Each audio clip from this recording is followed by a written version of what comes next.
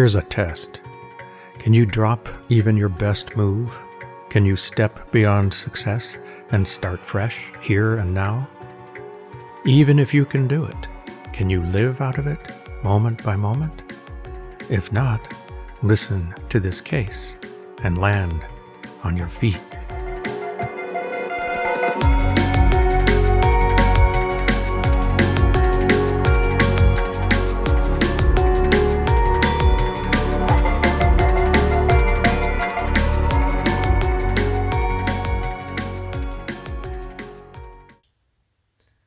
Well, good morning. As always, I'll begin today's Teisho by reading Master Ango's introduction to the case.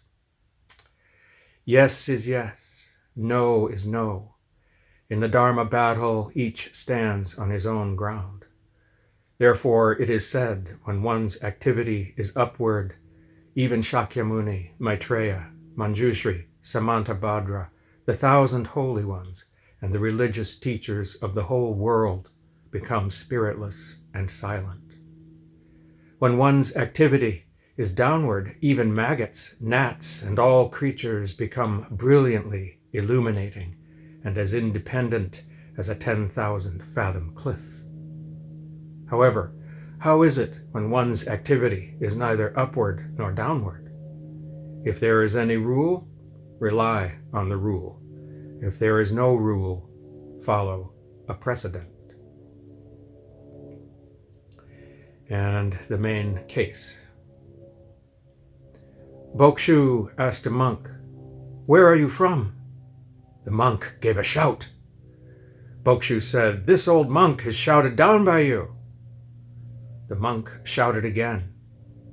Bokushu said, "What about after the third and fourth shouts?" The monk stayed silent.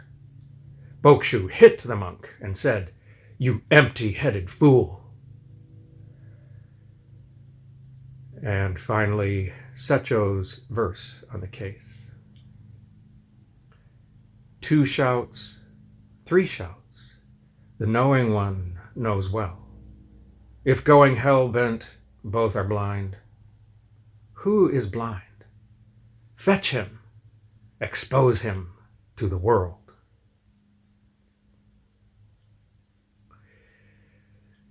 Bokushu was born in 780 and died at the age of 97 in 877. He was the Dharma heir of Obaku and the elder brother, Dharma brother, of Rinzai, who later became a very famous master in his own right.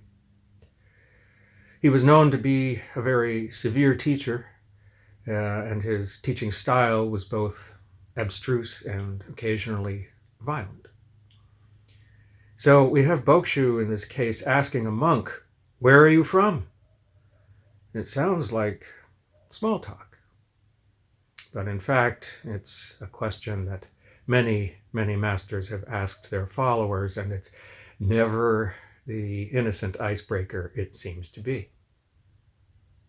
You could think of it as, say, a Dharma yardstick, a way of putting a monk in the scale pans to see what he was made of.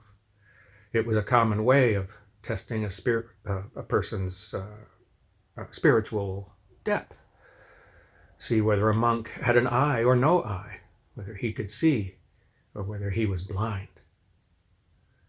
So this question, "Where are you from?" is like a needle in cotton wool, and it has worked its way through many lives and many centuries. Of course, the monk in this case knows that any mundane autobiographical answer about where he's been is just not going to cut it with old Bokushu. He knows that Bokushu is testing him, so he just immediately shouts. It's a wonderful response. It instantly clears the decks, wiping Bokushu's question right off the map. It's like saying, "No, no!" But Bokushu knows that shouting is something anyone can do. Shouts have been used for 1,000 years to express the ineffable experience of Zen. So does this monk really have it, or is he just evading responsibility for answering Bokushu's question? Sometimes it's hard to know. For this reason, a teacher will often use testing questions to discern the truth. In this case, Bokushu simply says, "This old monk is shouted down by you." It's kind of like saying, "What about your clever shout? What more can you express to make me believe you really have some Zen bones?" Now, if Bokushu had been dealing with a less experienced monk, that would have spelled an end to the whole exchange. But this monk is no slouch. He shouts again. And again, he just wipes Bokushu's question clean away. It's like saying, "Master, you can lob silly questions at me all day long, but in the end, it's all empty, and there's nothing you can do about it. No matter what you do, no matter what you say, no matter what you think, none of that is it." And from a certain perspective, he's absolutely right. The only problem is that he has now shouted twice. He's repeated himself. And that raises the possibility that he may lean too much on this shouting thing. It may have been good the first time. It may have been born of genuine insight. But is this second shout just as genuine, just as true? Or is this monk merely parroting his initial worthy response? Is his second shout the same as the first? Or is it different?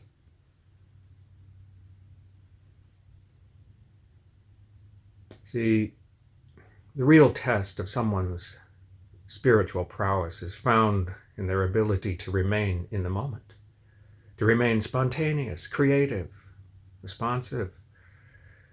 It's in their ability to change, pivot, adapt, moment by moment to whatever is happening. This is all in the nature of Dharma combat, or Mondo. And it's one of the things that makes Zen so hard, especially in the beginning. Because even if you've had, say, a little insight, can you abide in it?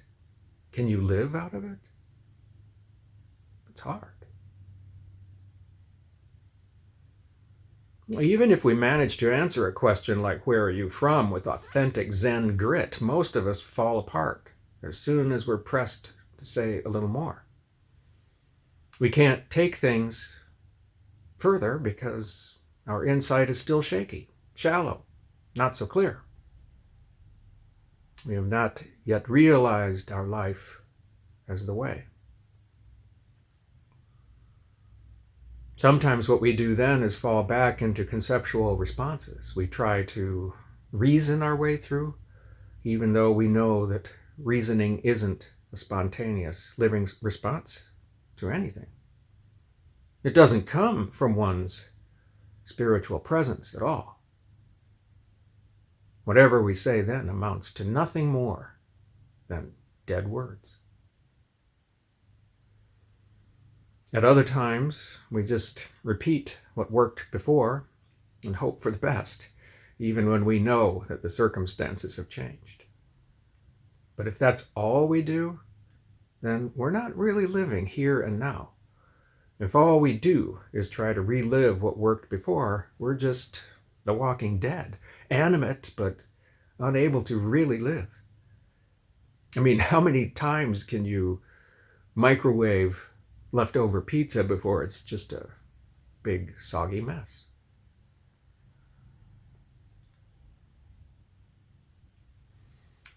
I once met a young man who told me he had been a drug dealer and a drug user when he was in high school. He had no concern for the harm he was perpetrating on himself and others. But one day he had a vision in which Jesus came to him. He said in that moment he realized the error of his drug-dealing ways and gave them up on the spot.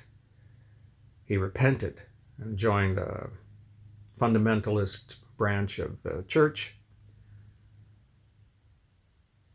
And of course, his story became popular amongst his fellow churchgoers, and they asked him to repeat it on several occasions.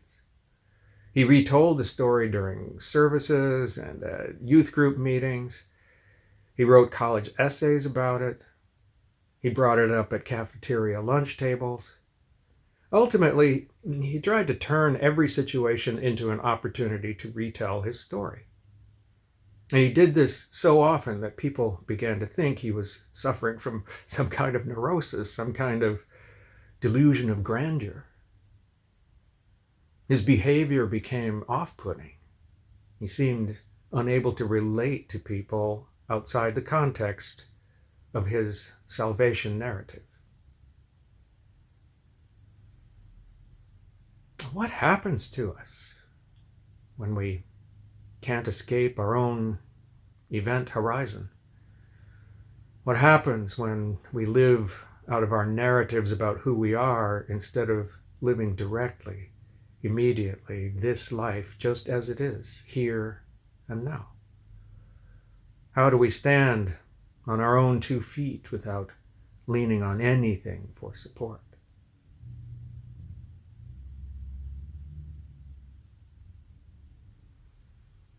You know, I went to college in Cincinnati, which is in the Ohio River Valley.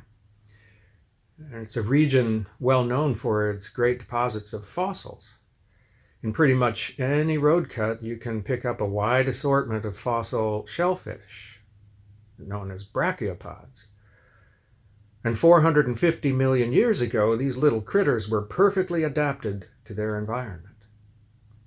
In fact, these brachiopods were so successful as a species that the beaches of the world were literally covered with their shells. You couldn't have taken a step along the shore of an Ordovician beach without crunching on them. But then something happened. The climate changed.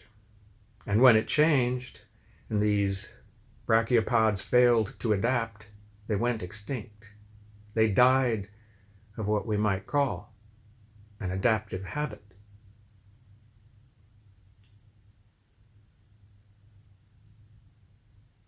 And all this is to say that Master Bokushu had to find out whether this monk was a Zen dragon or just another muddy shellfish. He wanted to see if this monk could pivot, change, adapt. So he says, after 3 or 4 shouts, what then? It's a great question. Secho calls this the 3rd shout of the case. And that's because it challenges the monk to live his Zen fully on his own. He has to respond freshly and in the moment, not relying on former successes, not relying on anything except his own original nature.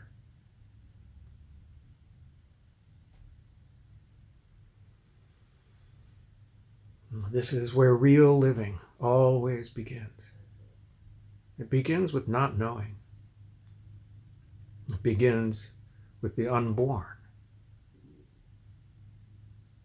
A shout from the realm of the unborn is not a shout. It means being in the moment, moment by moment.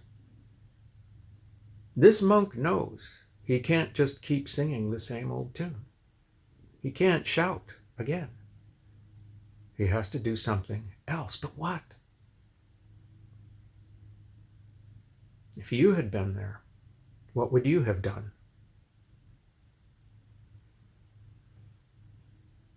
Some people think that the monk should have kept his cool and just kept right on shouting. They want him to just keep sweeping away Bokushu's questions. But that's not what he does. He just goes silent. It looks a lot like the cat got his tongue. And that's when Bokushu pounces. He hits the monk and says, "You empty-headed fool!"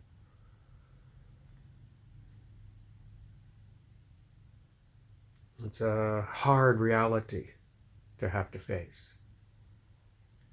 It's hard to open ourselves up to whatever is here, now, when we don't have a plan or a habit or a device, a shout, something that will help cover us, protect us from that awkward, bare naked feeling. It's uncomfortable, not knowing what we're supposed to be about. We don't like being exposed as ignorant or unfinished or unsophisticated or outmatched. But on the other hand, maybe just standing there might be the most direct and honest way to be. And that's really one of the things that I appreciate so much about this monk's silence. It's so honest. It's so true to who he was at just that moment. Maybe he didn't know what to do or say after his second shout, but like a cat, it seems he may have landed on his feet. But how can that be? If he's been stripped of his armor, stripped of his comebacks, his old victories, what can he do but just stand there blank as the pure blue sky, with nothing to say, nothing to show, nothing to prove? And what does it then mean to be hit and called an empty-headed fool? What in the world could he do to avoid that? Well, sometimes a shout is not a shout. And sometimes even the empty sky must taste the stick. But whatever the case, each of us is probably closer to this monk than we realize. Closer to having to put our blind selves out there day after day, always stepping forward into exactly who we are. It's not like we ever had a choice.